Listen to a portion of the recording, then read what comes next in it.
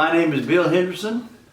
This is 90 over 90, and welcome. And I want to tell you that our friend this morning is Lew Ponder, and he and I have been friends for a good 8 or 9 years, and I've heard more things than I could ever imagine. So I want him to be able to tell them to you too. Lew, I want to talk a little bit about some of your formative years. What made the most difference in creating really who you are? Well, I often say I was born in Sunday school because my parents were very fine Christians. And I was born in Syracuse, New York in 1921. And we lived there till I was 3 years old. And then my father, who was from Birmingham, had an offer from a firm that he couldn't turn down, so he moved to Birmingham. So I'm both Yankee and a rebel, either way you want it. And that's about as deep south as you can get in Birmingham. That's right. Yeah. Well, your mother and dad were wonderful people. And but they made you walk a chalk line, didn't they? Oh, they did. My dad was a veteran of World War I, and he was a tough old sergeant, and tough old sergeants are hard to raise. To have a father raise you as a tough old sergeant. He didn't ever call you Private Lew, did he?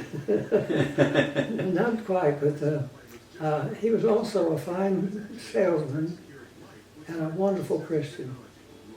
He often, by the way, as I moved up in Sunday school and got older, my dad still stayed my teacher. So he was my teacher all through Sunday school. But he knew the Bible, and when we would go to prayer meeting or whatever, and somebody would be talking and giving their opinion, my dad would say to him, "Show it to me in the Bible." if it's in the Bible, I'll believe it. An opinion wasn't good enough, was it? Wasn't good enough. Yeah. Well, after 99 years, you have worked hard at emulating a lot of the values your dad and your mom poured into you. You are 99 years old. Your birthday was just a few months ago. July the 5th. July the 5th. You're almost an Independence child, aren't you? Yeah. Almost. And your wonderful wife, Esther, you all were married over 70 years, is that right? No, we were married 61 years. 61 years. Yeah. There's my beautiful bride. Yeah. That picture up there. And 2 wonderful girls, is that right? 2 wonderful girls. Yeah. And they're fine Christians also. Where did you raise your girls? Well, let's see. We moved all over as an officer in the Army. We moved a lot, even in the when we were here in the States. But I also got unaccompanied overseas assignments, and so Esther has she gets credit for raising 2 wonderful daughters. So she was alone a lot, and did she stay in the South while she was raising the girls? Her home was Cincinnati. She was born and raised in Cincinnati. And we met first in Dayton, Ohio. And her double cousin, there was sisters that married brothers, and each one of them had a girl. So they were like sisters. So she was in Columbus quite a bit, which is where her double cousin was. But when I was overseas, when I went back from overseas, we lived wherever the Army was. Where were some of those places that you lived, Lew? I was assigned in Fort Benning 4 different times. First time I went to officer candidate school there. The second time I was with the 2nd Infantry Division. Third time I was with the 71st Division. Now that has a funny appearance now. You know, I never saw it as 71, but that's what it is, isn't it? If you take reach behind there and pull it out Yeah. until it squares off, you'll see that it's a circle with a 7-1 in it. I've seen it in your room several times, and I thought maybe it was a mountain peak with a. Yeah, it just doesn't look a thing like 71. Tell me where you got the flag and how. My two son-in-laws, way back when we were living in, here's my great memory. We were living in Blowing Rock, and some firm produced those, and they gave it to me for Christmas that year. Were both your son-in-laws also military? Both of them were colonels. Uh-huh. And both of them are my husband of my daughter. He's known internationally. There was no international law to prevent murder or something like that, and he's very, very positive and coming up with international criminal law, and he's known worldwide. His work in international criminal things. Has he been able to stay in the States with a lot of that work? Or? Oh, no, he's been out of the States a whole lot with that work. Yeah. So I'm very proud not only of my daughters, but my sons. Yeah. I tell a lot of people we have a lot of outlaws in our family, but just a few in-laws. I know you're proud of them. I'm very proud of all the children. You had overseas duty in many places. What were some of the highlights? Some of the best places you served? Hawaii. Mm-hmm. I was the. Was that an accompanied trip? Yes, that was an accompanied trip. I was the PMS&T. You know what that stands for? Provost Marshal? Now you threw me off. Oh, I'm sorry. I was the professor of military Science. and tactics. Uh-huh. Yes, Yeah. professor of military science and tactics. And the school was the commandment schools. The history of the commandment schools almost is the history of Hawaii. And you had to be at least 1/8 Hawaiian to be able to go to that school. And they kept all the records, so they could tell you how far back the student was. You had to be at least 1/8 Hawaiian to go there. Is that right? And that was a wonderful assignment. It was up on the side of the mountain overlooking Honolulu. Ooh, I bet that was.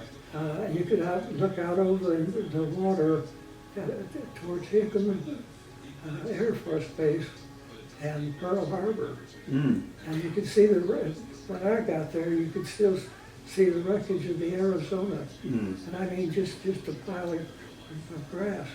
They later made a monument out of it.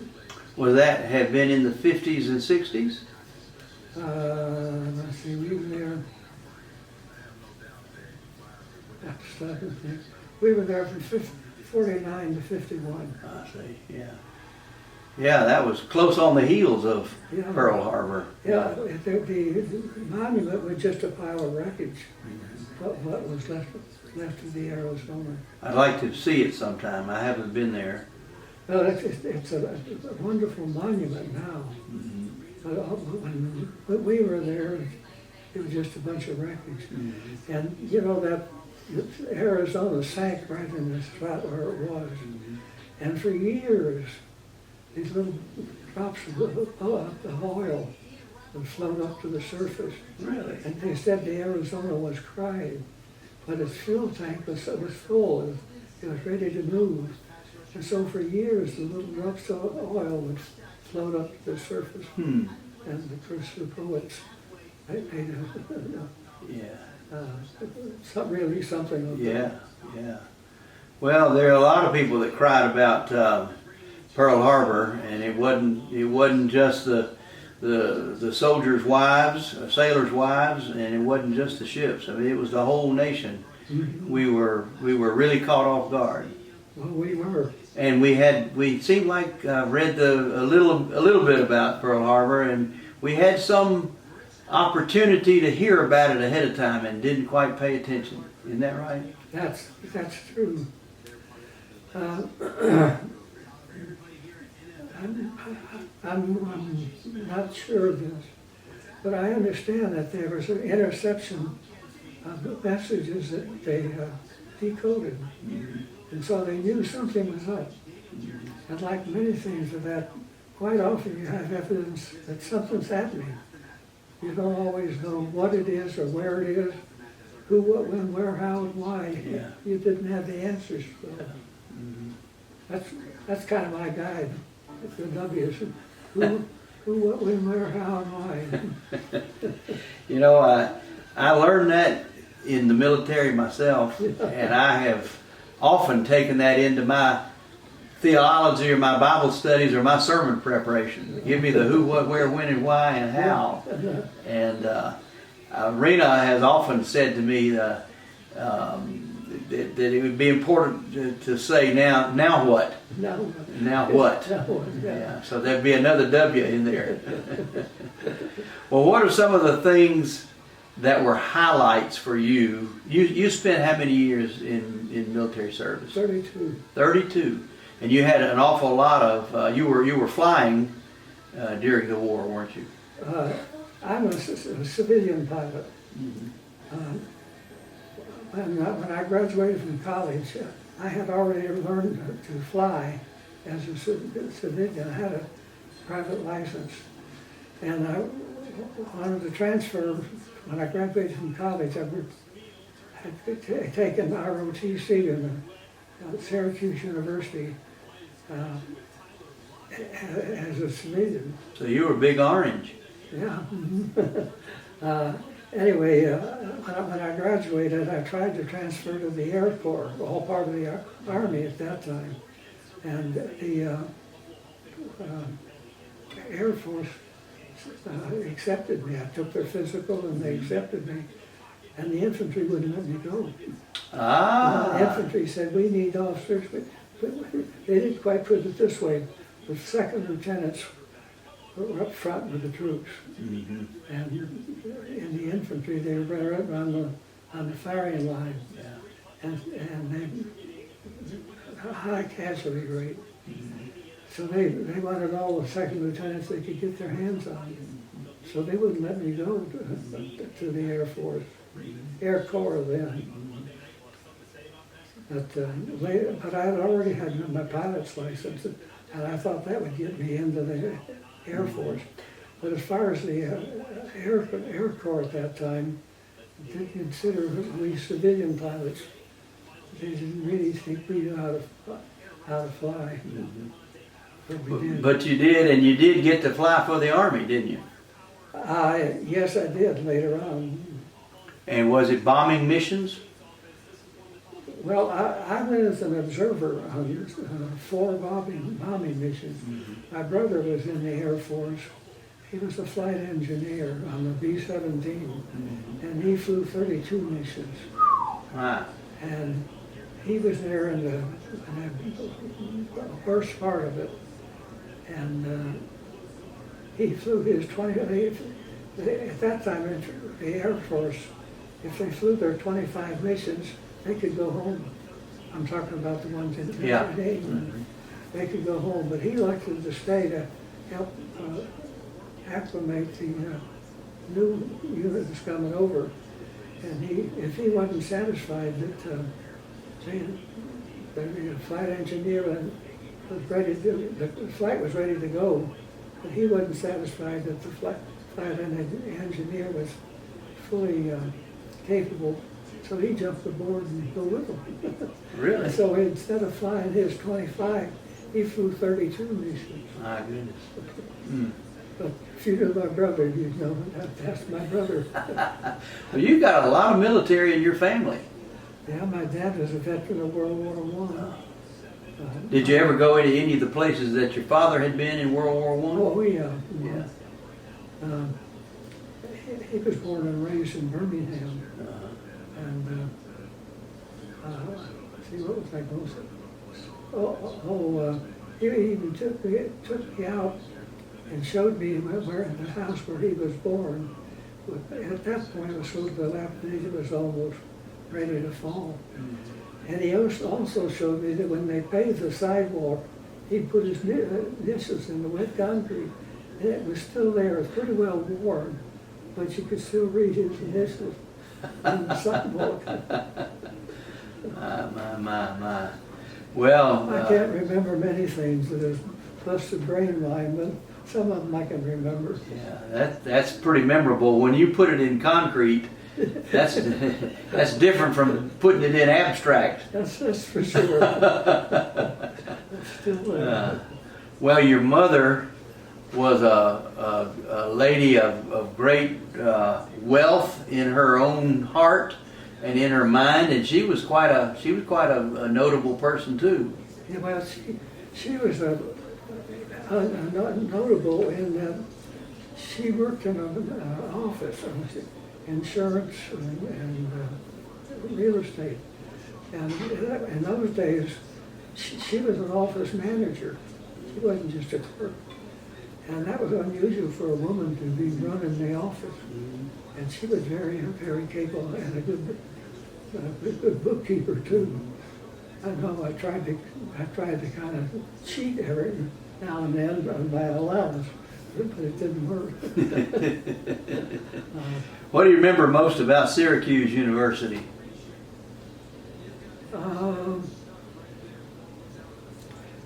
You know, one thing that we remembered, that I remember most, is one of our fight songs for sports was the Saltine Warrior. Syracuse, going back, had a salt industry, places where they could mine salt. And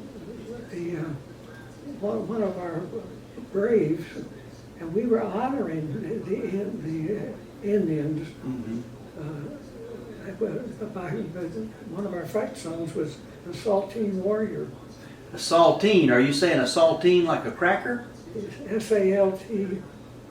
I-N-E, saltine? Yeah, saltine. A saltine warrior. The Saltine Warrior. Not a salty, but no, salty. what is that? That was just based on the fact that there was a salt industry. I see. Where they mined salt out of the ground. Yeah. And the Saltine Warrior was one of our fight songs. My sister lived in Salzburg, Austria. Oh, And Salzburg, of course, named for the same thing, salt mines. I was stationed there. Yeah, well, you were. After the war. After the war, yeah. What a beautiful city. Oh, the whole area there is beautiful. And I'm sure, Esther, were the girls still growing up? Were they with you? They came at another assignment overseas, but not at that time. When the war was over, we wound up. We claimed to be the farthest east of any American unit. Other units said the same thing, but we could prove we got up to the Ems River, and that's where they had drawn the line. And we set patrols across until they let the Russians coming towards us. Of course, they were on our side then. Yeah.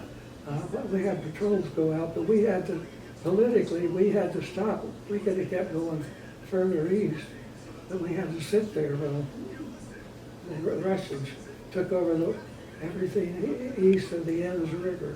It's E-N-N-S. And when you say took over, they kept moving forward. Yeah. And the Germans were surrendering to us as fast as they could, because they didn't want to surrender to the Russians. Yeah. A lot of brutality and a lot of cruelty from the Russians, I understand. Of course, a lot of cruelty on both sides. Sure. So anyway, we just sat there for a while, and then of course the war ended on there. We got there on the 5th, and the war ended on the 8th.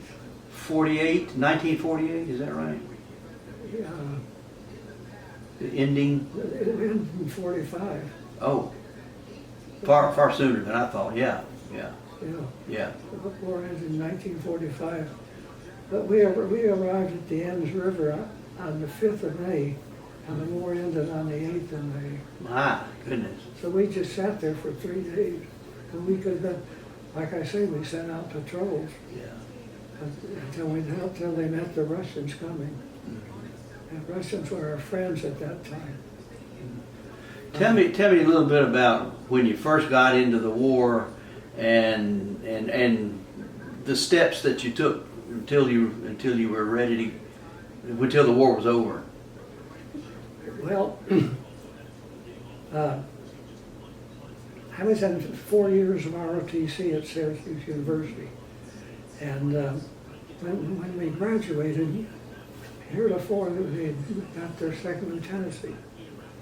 Is that the right word, lieutenancy? Yeah, that's a good word.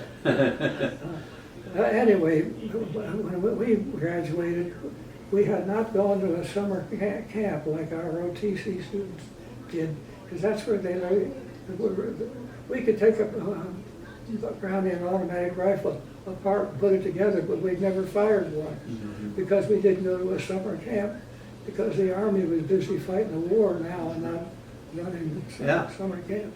So because we didn't have experience firing weapons and so forth, we didn't get a second lieutenant. All we got was a chance to go to officer candidate school. And boy, that was rough. Oh, I know it was, yeah. They really put us through it. But that was after graduation. That was after graduation, yeah. So how long before you went on overseas? Well, it was 13 weeks in the OCS had to go to. Then I was assigned to the 5th Infantry Regiment. And that's one of the division was the 71st Division. And they had two regular Army regiments. The divisions at that time had 3 regiments. And the 71st had the 5th, which I was in, the 14th, and those were regular Army regiments. And then the 66th is one that they put together with pieces here and there. They made another regiment. But it's 2 regular Army regiments were the 5th and the 14th. How many brigades in a regiment? When the division was formed, when I joined them, there were no infantry brigades in the regiment. The division was formed with 3 regiments, and then of course there are a lot of support units, quartermaster and medics and engineers and all that. Now the engineers are trained in infantry. If a commander had an engineer unit and things got really, really rough, he could call the engineers to come fight his infantry. They tell me that some that happened to them, but none that I know of. I've heard that they could do it because the engineers were trained in infantry. Well, one story that you know about from Harold's story was that they crossed the Moselle River into the city of Metz in the Battle of Metz, which had not been taken since 1550. And but crossing the Moselle River was the big threat. They had already lost 200 men, just picked off by snipers one at a time. And so they had to wait until a certain time of day and a certain place in the river and certain kind of tide to go down. And they got the engineers to come in there and build a quick pontoon style bridge. And they said that, you know, stomping across the bridge, the bridge was just bubbling and bobbling up and down. He said he watched men just get thrown off, you know. And I never saw that, but I saw tanks go across those bridges that the engineers put in, and let's say this is a river in depth. It would be a low spot, and that low spot is where the tank was, and that part sank, and so it looked like the pontoon bridge was moving rather than the than the tank because the tank made it sink here, and the sunken part moved across the bridge. But they also set up that bridge so that it had one track here. Over here they had two tracks close together. And the reason was the tanks had to have, say, let's say this width, and the Jeeps only needed this width. So the one on this side had two bridges, the two boats put together, and then one over here, so tanks could go across, or Jeeps could go across the bridge. So how many flights did you make? How many flights? Well, I didn't fly as an Army aviator, but I rode on 4 bombing missions with the B-26 outfit. See that hat behind you? Oh yeah. Yeah. The B-26 outfit, that's a twin-engine bomber. And the outfit that I flew with gave me the hat. Yeah. And then, of course, right next door. On one, oh yeah. On one mission, we didn't see. I didn't see any fighters in the air, German fighters. I saw them, looking up and saw them, but in the air I never did. But I heard members of other crew it was on. I was just right as a passenger, saying they saw a jet trail. I never saw it. I kept craning my neck, but I never did see that. But I flew 4 combat missions with them, and on the 4th mission, there was a flak anti-aircraft burst off of our right wing.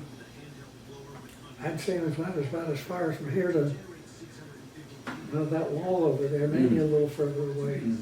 And we heard the parts of shrapnel hitting the plane, but no apparent damage until all of a sudden I realized that they were feathering the right engine. It turned out, as we found out later, that parts of that shrapnel had gotten in the engine part, and it caused that engine to overheat, and they had to shut it down. And that plane is it was a Martin construction. It was one of the heaviest airplanes, twin engine. So we were at 14,000 feet, but we couldn't hold 14. So we started sinking down till we got down to about 4,000 feet. And then we were faced with the Hartz Mountains, and there, looking at the mountains, there was a pass through the mountains. So we didn't fly over the Hartz Mountains, we flew through the pass. But I'll tell you this, that pilot just flew that thing, and Marty Seidner is his name, I can still remember. He flew that airplane like he'd been flying single engine airplanes all his life. And the single engine was on one side, on the right side of the wings. Great day. Lew, a lot of people talk about war, but those of us who've never been into the war, can hardly imagine what it's like, you know. And